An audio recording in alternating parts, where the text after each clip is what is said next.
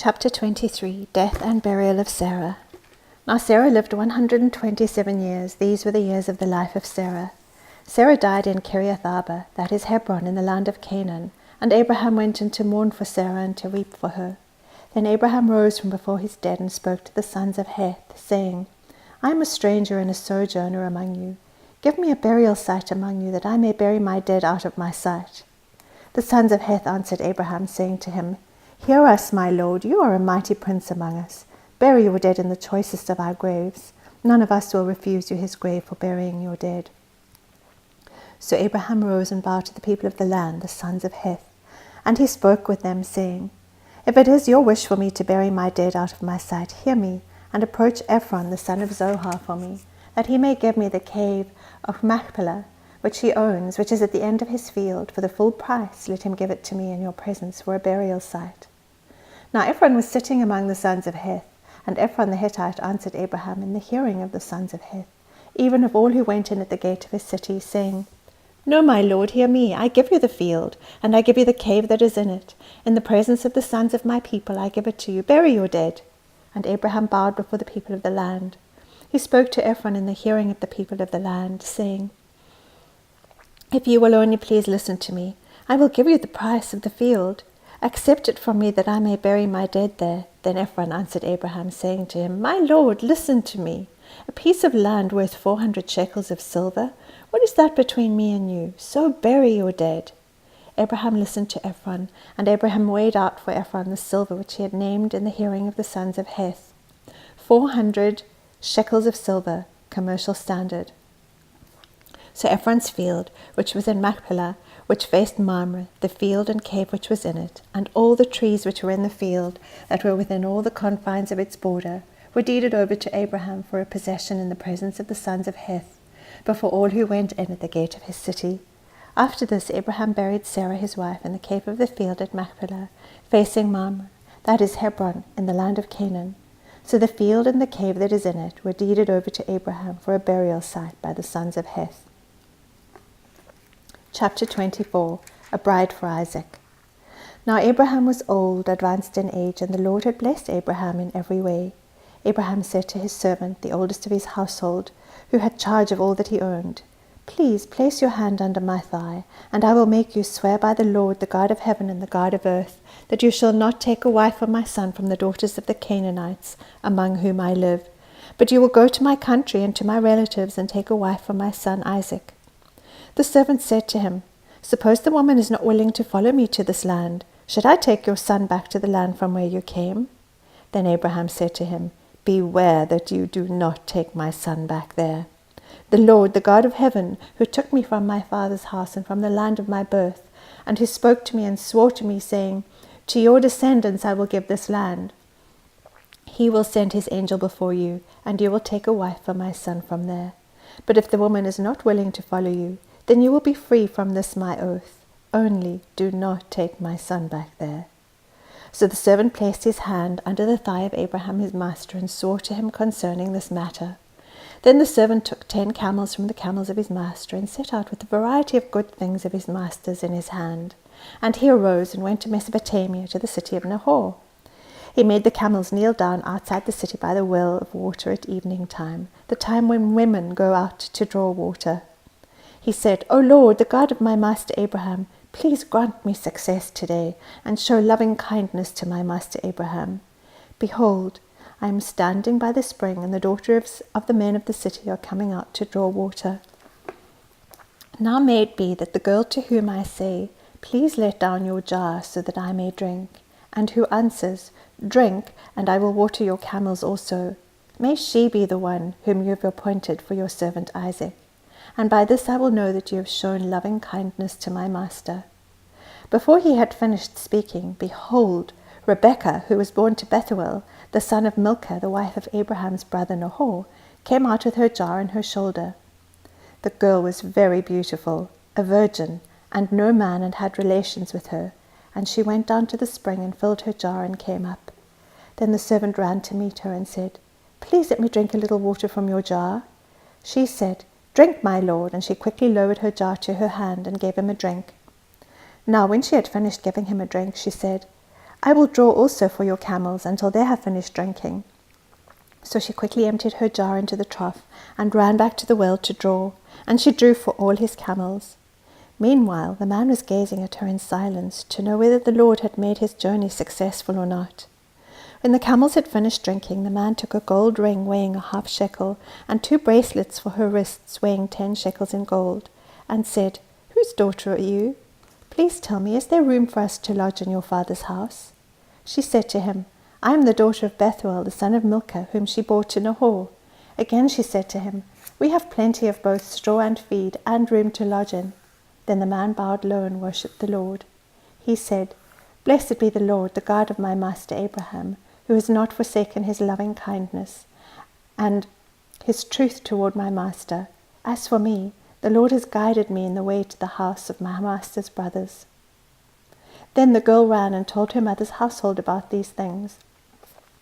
Now Rebekah had a brother whose name was Laban, and Laban ran outside to the man at the spring. When he saw the ring and the bracelets on his sister's wrists, and when he heard the words of Rebekah his sister saying, "This is what the man said to me," he went to the man, and behold, he was standing by the camels at the spring. And he said, "Come in, blessed of the Lord. Why do you stand outside, since I have prepared the house and a place for the camels?" So the man entered the house. Then Laban unloaded the camels, and he gave straw and feed to the camels, and water to wash his feet and the feet of the men who were with him. But when food was set before him to eat, he said, "I will not eat until I have told my business." And he said, "Speak on." So he said, "I am Abraham's servant. The Lord has greatly blessed my master, so that he has become rich, and he has given him flocks and herds and silver and gold, and servants and maids and camels and donkeys. Now Sara, my master's wife, bore a son to my master in her old age, and he has given him all that he has. My master made me swear, saying, 'You shall not take a wife for my son from the daughters of the Canaanites in whose land I live, but you shall go to my father's house and to my relatives and take a wife for my son.' I said to my master, 'Suppose the woman does not follow me?' He said to me, 'The Lord, before whom I have walked, will send his angel with you to make your journey successful, and you will take a wife for my son from my relatives and from my father's house. Then you will be free from my oath when you come to my relatives, and if they do not give her to you, you will be free from my oath.' So I came today to the spring and said, 'O Lord, the God of my master Abraham, if now you will make my journey on which I go successful, behold, I am standing by the spring, and may it be that the maiden who comes out to draw, and to whom I say, "Please let me drink a little water from your jar," and she will say to me, "You drink, and I will draw for your camels also. Let her be the woman whom the Lord has appointed for my master's son."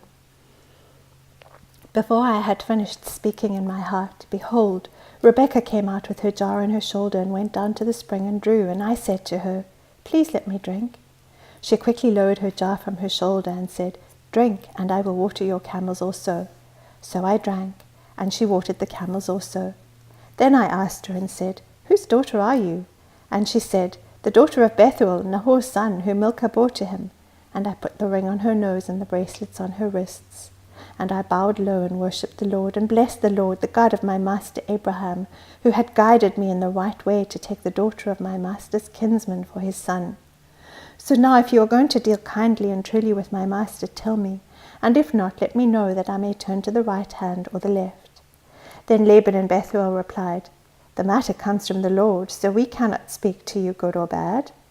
Here is Rebekah before you. Take her and go, and let her be the wife of your master's son, as the Lord has spoken." When Abraham's servant heard their words, he bowed himself to the ground before the Lord. The servant brought out articles of silver and articles of gold and garments, and gave them to Rebekah. He also gave precious things to her brother and to her mother. Then he and the men who were with him ate and drank and spent the night. When they arose in the morning, he said, "Send me away to my master." But her brother and her mother said, "Let the girl stay with us a few days, say 10, afterwards she may go." He said to them, "Do not delay me, since the Lord has prospered my way. Send me away that I may go to my master." And they said, "We will call the girl and consult her wishes." Then they called Rebekah and said to her, "Will you go with the man?" And she said, "I will go." Thus they sent away their sister Rebekah and her nurse with Abraham's servant and his men. They blessed Rebekah and said to her, May you, our sister, become thousands of 10,000s, and may your descendants possess the gate of those who hate them." Then Rebekah arose with her maids, and they mounted the camels and followed the man. So the servant took Rebekah and departed. Now Isaac had come from going to Beer Lahai Roi, for he was living in the Negev. Isaac went out to meditate in the field toward evening, and he lifted up his eyes and looked, and behold, camels were coming. Rebekah lifted up her eyes, and when she saw Isaac, she dismounted from the camel. She said to the servant, "Who is that man walking in the field to meet us?" And the servant said, "He is my master." Then she took her veil and covered herself. The servant told Isaac all the things that he had done. Then Isaac brought her into his mother Sarah's tent, and he took Rebekah, and she became his wife, and he loved her. Thus Isaac was comforted after his mother's death. Chapter 25, Abraham's death. Now Abraham took another wife, whose name was Keturah. She bore to him Zimram, and Jokshan, and Medan, and Midian, and Ishbak, and Shua.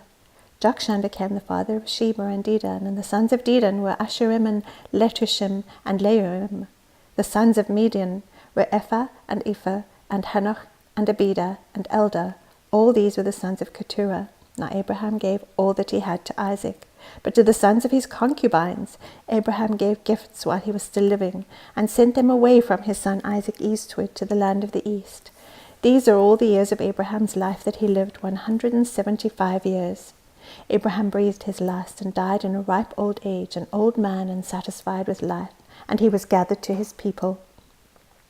Then his sons Isaac and Ishmael buried him in the cave of Machpelah, in the field of Ephron, the son of Zohar the Hittite, facing Mamre, the field which Abraham purchased from the sons of Heth. There Abraham was buried with Sarah his wife. It came about after the death of Abraham that God blessed his son Isaac, and Isaac lived by Beer Lahai Roi. Now these are the records of the generations of Ishmael, Abraham's son, whom Hagar the Egyptian, Sarah's maid, bore to Abraham. And these are the names of the sons of Ishmael by their names in the order of their birth: Nebaioth, the firstborn of Ishmael, and Kedar, and Adbeel, and Mibsam, and Mishma, and Duma, and Massa, Hadad, and Tema, Jeter, Naphish, and Kedemah. These are the sons of Ishmael, and these are their names by their villages and by their camps, 12 princes according to their tribes. These are the years of the life of Ishmael, 137 years. And he breathed his last and died, and was gathered to his people. They settled from Havilah to Shur, which is east of Egypt as one goes towards Assyria. He settled in defiance of all his relatives. Now these are the records of the generations of Isaac, Abraham's son. Abraham became the father of Isaac, and Isaac was 40 years old when he took Rebekah, the daughter of Bethuel the Aramean of Paddan Aram, the sister of Laban the Aramean, to be his wife. Isaac prayed to the Lord on behalf of his wife, because she was barren. And the Lord answered him, and Rebekah his wife conceived. But the children struggled together within her, and she said, "If it is so, why then am I this way?" So she went to inquire of the Lord. The Lord said to her, "2 nations are in your womb, and 2 peoples will be separated from your body, and one people shall be stronger than the other, and the older shall serve the younger." When her days to be delivered were fulfilled, behold, there were twins in her womb.